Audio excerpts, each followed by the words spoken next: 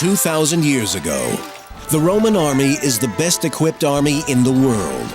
While the architects have mastered the art of manipulating stone and concrete, military engineers have fashioned metal and wood to create devastating weapons of war.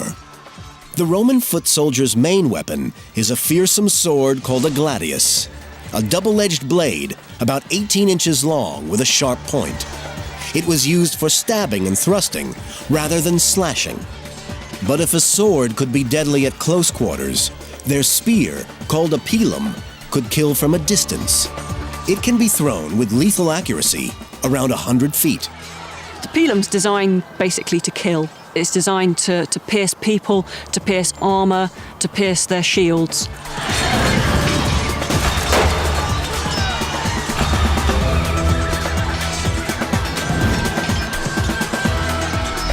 The pilum has a 6-foot-long wooden shaft, topped with a 2-foot-long iron shank. The tip of the shank was triangular and would have been difficult to remove once it impaled the enemy. The drawback of any javelin-type weapon is that the enemy may pick it up and throw it back. But Roman military scientists employ the latest metal-making technology to protect their men. The iron tip of the pilum is tempered through rapid heating and cooling, making it hard and strong. The shaft is untempered, leaving it soft. Striking a shield, the pilum's strong tip penetrates, but the soft shaft bends, making it useless for the enemy to throw it back at the Romans.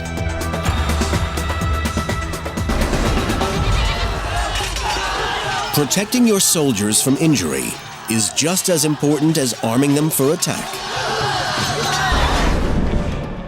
Early Roman soldiers wear chainmail called laurica hamata.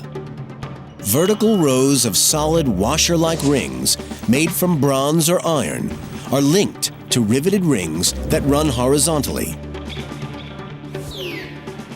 It does have its flaws. It is very heavy, weighing around 33 pounds. And enemy arrows can penetrate between the rings to injure the wearer. Weapons reconstruction expert Ben Gilles studies the impact of Roman weapons. So it literally explodes through the links and makes its own way. Roman armorers come up with a far superior form of protection. Articulated plate armor called laurica segmentata, made from a series of overlapping iron plates, joined together by leather straps. It's as flexible as chainmail, but 1/3 lighter. The protective shoulder and body pads worn by football players work in much the same way. The light segmented sections on the shoulders and chest allow movement, but spread the impact of a heavy blow around the body. The laurica segmentata is built to withstand an enemy arrow. When it went in, only about that far. The arrow may have made a dent, but the armor saves its wearer from serious injury. And if the Romans' weaponry has a modern feel, then so do the tactics they use. Some can still be seen today on the streets of New York. January 31st, 2002. Facing demonstrations against the World Trade Organization, the New York police defend themselves with the latest body armor and high-tech protection. But this use of shields is remarkably similar to something 2,000 years ago. The Roman legions know exactly how to fight heavily armed foes. They use the testudo, Latin for tortoise. Legionnaires bunch together and lock their shields in formation to create a large protective screen. A formation as effective in attack as it is in defense. The soldiers use a large curved shield, which is made from another modern-sounding material, plywood. Plywood's very easy to make. You just take a few layers of wood, wood and glue them together with the grain at 90 degrees to each other on the different layers, and that provides a protection that's fairly firm, but that is still a little bit flexible, and that's how they're able to produce these curved shields. Laminating the alternate layers at 90 degrees gives the shield its strength. Drop a marble on a thin sheet of wood, and it breaks easily. Put two sheets together with the grains in the same direction, and they still break. But cross the grains, and the marble bounces off. But it isn't just the foot soldiers who have the high-tech equipment. The Romans can also wheel out the big guns. I think one of the things that impresses me most about Roman military technology is the artillery.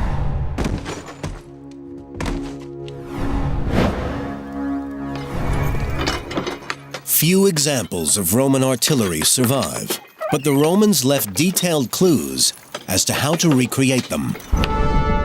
Gilles is a member of the Ermine Street Guard, Britain's leading Roman reenactment group. He believes their recreations help us to understand how Roman technology worked. Before this was done, nobody really knew how these weapons and how this equipment worked. But just knowing how it was constructed doesn't really tell you how it was used, and that's why experimental archaeology like this is very important. This is the Scorpion. It fires iron-tipped bolts. It was used in the first stages of attack and during sieges. It pierces armor and kills instantly. It's a bit like a giant crossbow. The rigid bow arms are cranked back, storing the energy in the two vertical skeins made of rope and sinew. Once the bowstring is released, it fires the arrow 1,200 feet at incredible speeds. This is the bolt. That will be placed here. When I release the bolt, you'll see that the wooden shaft underneath it also projects forward, and that acts very similar to the barrel of a gun, keeping the bolt as straight as possible when it leaves the weapon. As you can see, it's fully maneuverable. I then aim at a target, and when I'm happy to shoot at them, I will.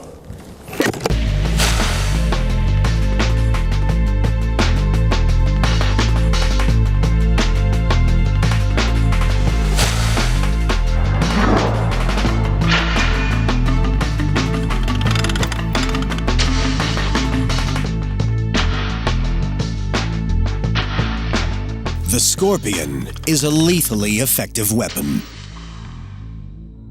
They would have caused devastating injuries.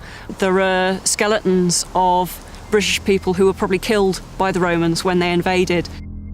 There's one guy who had an arrowhead through his spine, another guy who had a catapult bolt through his head, and it went through his skull about here. It must have killed him instantly. Although it's an effective anti-personnel weapon, the Scorpion is of little use in attacking a building. For that, the Romans need something with a bit more punch. The onager and the ballista. I think the stone throwers are the most devastating piece of Roman technology. These pieces of artillery fire large stones at the enemy. During sieges, they propel projectiles so high into the air that they can break down enemy walls. The whizzing noise of the stones strikes terror into Rome's enemies. To increase the fear factor, they're painted black, so they're harder to see. It's very effective physically, but it's also a huge psychological weapon, and enemies whom the Romans are fighting are really scared of this stuff. The ballista works like the Scorpion, but is bigger and more powerful. It can fire a 60-pound stone forward, or a 3-foot bolt around 1,500 feet, allowing the soldiers to stand well away from enemy archers. The speed of the missile is phenomenal, hitting its target at around 115 miles per hour. Anyone sustaining a direct hit would be killed instantly. The Onager uses a different principle. It catapults basketball-sized stones, weighing up to 50 pounds, nearly 1,000 feet, using a single arm and sling. The vertical arm is powered by a large horizontal skein of rope, coiled and twisted to create a rotational force. The skein acts like a spring, storing energy to be released on firing. The more powerful the spring, the more powerful the catapult. The Romans use rope made from sinews because it's very springy and gives back an exceptionally high percentage of the energy stored in it. Each Roman legion would carry around 60 pieces of artillery. The combinations of technology and tactics makes the Roman army the premier fighting force in Europe for 500 years and influences military tactics for the next 1500.